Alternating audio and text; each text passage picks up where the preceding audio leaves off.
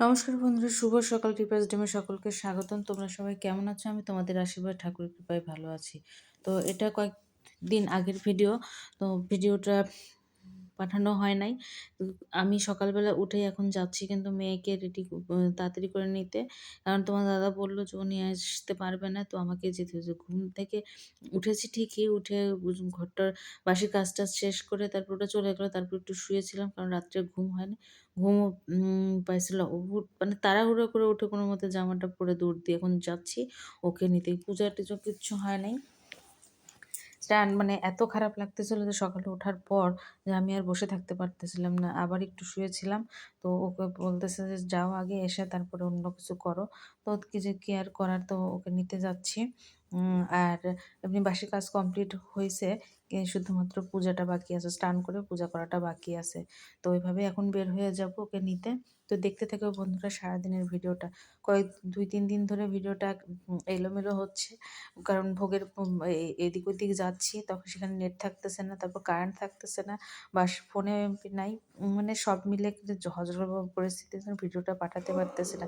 তো দেখো গেটটা দিয়ে দিলাম, দিয়ে এখন এই যে বের হচ্ছি যাওয়ার উদ্দেশ্যে।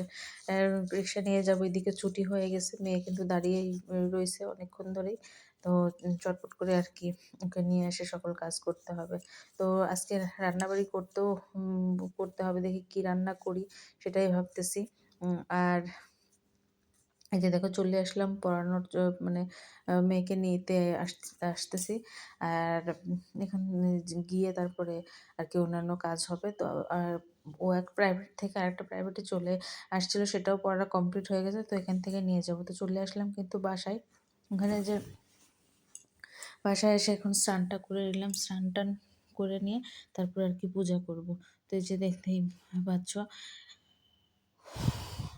মানে উম উম ভয়েস দিতেও কেমন যেন লাগতেছে, মানে হাঁপায়ে যাচ্ছে এরকম। কয়েকদিন ধরে শরীরটাও ভালো যাচ্ছে না। আর এসে স্নানটাও করলাম সেইভাবে যে তাড়াহুড়া করে কোনোমতে স্নান আরকি। কারণ পূজার অনেকটা টাইম দেরি হয়ে যাচ্ছে। এখন পূজা করা হয়নি। তো দেখো পূজার থাল-বাসনগুলো এখন মেজে নেব, সেটাও করা হয়েছিল না। তো থালা-বাসন মাজা হয়েছিল না, এভাবেই রেখে গিয়েছিলাম। আর দেখো তবে গাছগুলো এখান থেকে যে পিসির গাছগুলো, সেই তুলসী গাছগুলো যেগুলো ছিল সেগুলো সব এখানে নিয়ে এসে রাখা হয়েছে। এখনো পর্যন্ত ঠিক করা হয় নাই। ওই ওয়ারড্রবটাও নেওয়া হইছে। তো এটা আসলে পুরাতন ওয়ারড্রব। পুরাতন বলতে করে ছিল, সেটাই নেওয়া হইছে। মানে পিসির ছিল। তো সেটাই দিয়ে গিয়েছে। আর দেখো আমি দুপুরবেলা কিছু রান্না করি না, বলতে রান্না করতে পারবো না। একটু খাবার নিয়ে আসো। সেটা নিয়ে আসছে। আর দিদি দিয়েছিল আগের দিন রাত্রে মাংসের তরকারি, সবজি সেটা ছিল। আর আমি নিরামিষ হোটেল থেকে নিয়ে আসলো ধোকার তরকারি, ডাল, এই যে একটা পাকোড়া আর ও সবজি। তো এই দিয়ে আমরা দুপুরে সবাই খাওয়া-দাওয়া করে নিলাম। ৩ জনে নিয়ে আসলাম। তারপরে একটু গেছিলাম রেস্ট নিতে। কারণ শরীরটা মোটে দিচ্ছে না। তো মেয়ে বলল সন্ধ্যাবেলা একটু নুডলস খাবে। তো ওর জন্য একটু নুডলস করলাম। আর সন্ধ্যা ঠিক না, রাত্রেবেলা 8:30টার দিকে নুডলসটা করি। তো তখন বলতেছে, "তাহলে এটাই খাওয়া-দাওয়া করবে। রাত্রেবেলা আর অন্য কিছু ভাত-টাত কিছু খাবে না, আর কোনো কিছু করতে হবে না।" তো আমিও একটু মুড়ি খাবো, আর ওদের জন্য একটু নুডলস রান্না করব। তো নুডলস রান্না করে দিয়ে তারপর আজকে শুভ। আজকে কোনো কাজ-টাজ হলে ওয়ারড্রোবটা নিয়ে আসা হয়েছে, সেটা একটু ঠিক করতে হবে। একটু যেহেতু পুরাতন জিনিস, সেটা একটু ঠিক করতে হবে। ঠিকঠাক করে নিয়ে তারপরে আরকি সেট করতে হবে। এদিকে ওদের জন্য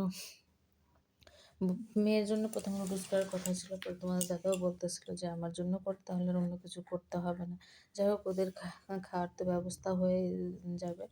আর উম মানসিকভাবে, শারীরিকভাবে আমার মানে একটু ভালো নাই। তো কেন সবকিছু তো আর বলতে পারতেছি না।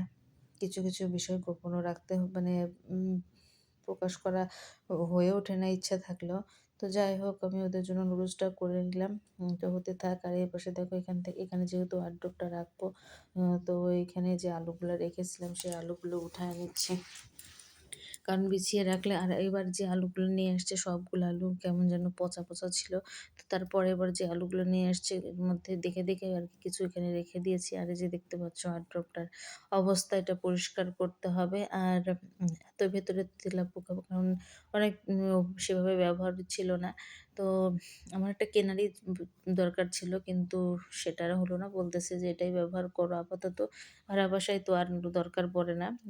এটাই চলুক আপাতত। আ তাহলে পরবর্তী যখন মানে সমস্যা মিটবে তখন ওটা কিনলেই হবে। তো আর এইদিকে দেখতে পাচ্ছ আমার রান্নাঘরের অবস্থা খুবই বেগতিক। এগুলো পরিষ্কার করতে হবে।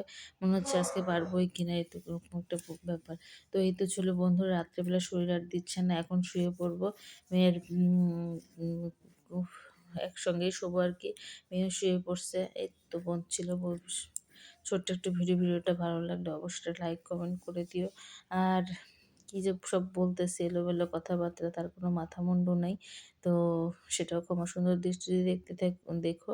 আর সবাই ভালো থেকো। পরবর্তী ভিডিও দেখার আমন্ত্রণ জানিয়ে ভিডিওটা এখানেই শেষ করছি। সকলকে শুভরাত্রি। টাটা। সবাই ভালো থেকো।